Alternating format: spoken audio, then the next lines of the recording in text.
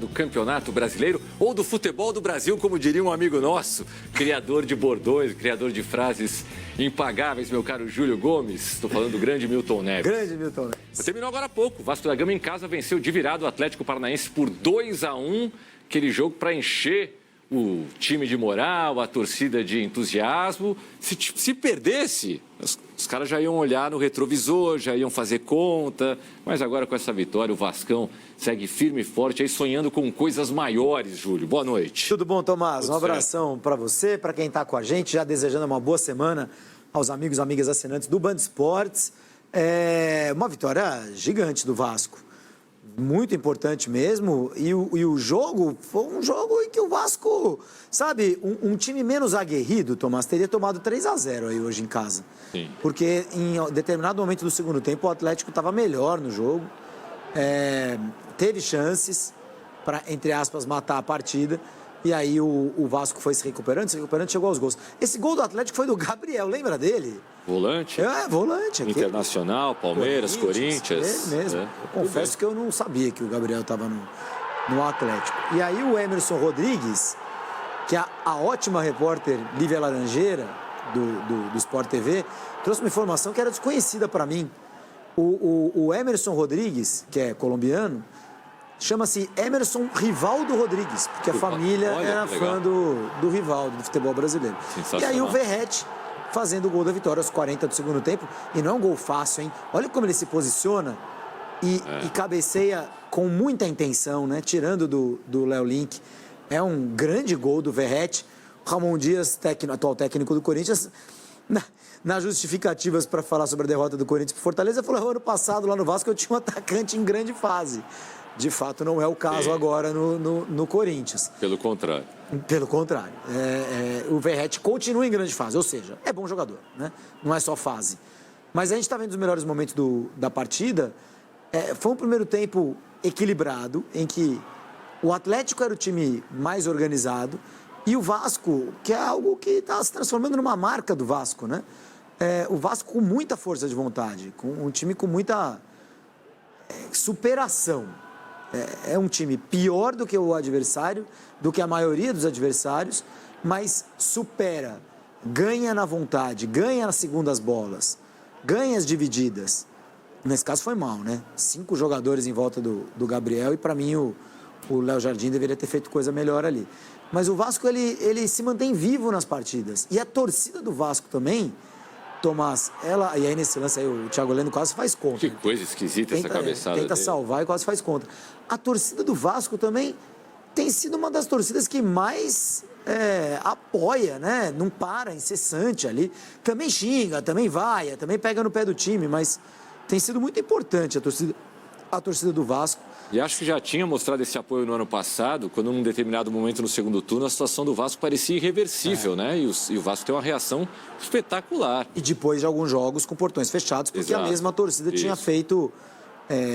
tinha jogado sinalizadores para dentro do campo, enfim, aquela 880, né? 880, mas parece que voltou, né? Depois da volta, a torcida do Vasco voltou assim, sei lá, mais consciente de que o time precisa dela. E aí no lance de contra-ataque, olha a entortada que ele dá no Thiago Heleno, hein? É um belíssimo gol. É um belo gol. A torcida estava pegando um pouquinho no pé dele, estava errando alguns lances, o colombiano, mas nessa aí ele literalmente chama o Thiago Heleno para dançar e faz o gol. Esse é o gol anulado. E aí? Expliquei bem para o Salve? Eu estava explicando fora do ar daqui para o Salve. A gente daqui a pouquinho vai ver com calma esse lance. Eu não anularia esse gol. É um lance, no mínimo, polêmico. Para mim, foge do espírito do jogo anular esse gol. Do espírito do que é o futebol, do que é a regra do impedimento. Mas, enfim. O Salve me perguntou, o Salve não viu o lance. O Salve acabou de sair do programa, né? Do tempo técnico, e me perguntou assim: houve contato? Eu falei: Salve, o Verratti não vai pro contato, mas o Thiago Heleno é quem bota a mão nele. Ah, então é um impedimento. O Salve entende de regra, muito mais do que eu. Mas para mim, anular esse gol fere o que é o futebol, assim, o espírito do jogo. Enfim, o Verratti vai ter tempo de fazer o gol de cabeça e, na minha opinião, colocar a justiça no placar. O Vasco já deveria estar ganhando. Verratti ou Mastriani? Pergunta impactante. Atacante estrangeiro, goleador. no Brasil? Boa pergunta, hein? Verratti. Verratti, muito bem. Aí, de novo, gol anulado. Como que o Verratti... O que o Verratti faz? O Thiago Heleno reclama? O Thiago Heleno não reclama de nada. O que o Verratti faz para interferir no lance? Se ele não tivesse impedido, o Thiago Heleno não teria feito nada? O Thiago Heleno não tem que cortar aquela bola? Ele tem que cortar aquela bola de qualquer maneira. Mas será que se ele não tem que empurrar ali o Verratti, empurrar que eu digo para achar um melhor... Estou fazendo aqui o advogado do diabo. Será que ele não teria mais tranquilidade para cabecear? O Verratti está impedido e se aproxima do Thiago Heleno. O Thiago Heleno coloca a mão nele e demora um pouquinho mais ali para pular. Ele pula todo desajeitado, né? Sem dúvida, essa a lógica do árbitro. Tá? Talvez ele nem cabeceasse, talvez ele tirasse, desse um chutão na bola, não sei. E ele faria algo diferente ali. Não sei se melhor ou pior.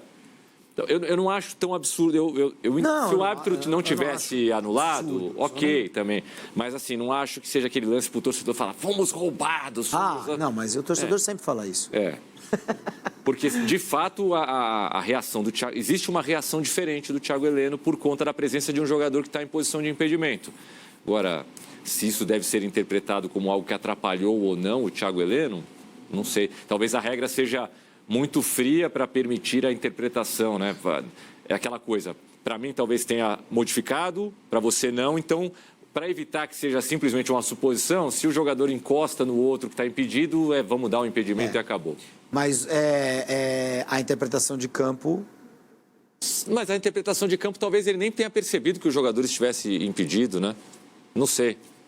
Então, o Bandeira não dá o impedimento, né? O Bandeira não dá o impedimento. O Bandeira não dá o impedimento e chama o árbitro para falar, vai lá ver se interferiu ou não. Quem faz isso é o VAR. Isso. Quem faz isso é o VAR, o árbitro vai lá, olha para a imagem e resolve anular.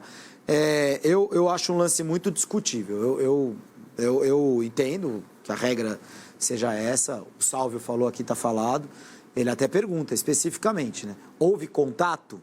O contato houve por parte do Thiago Heleno, não por parte do Verratti. Sim. Houve por parte do Thiago Heleno.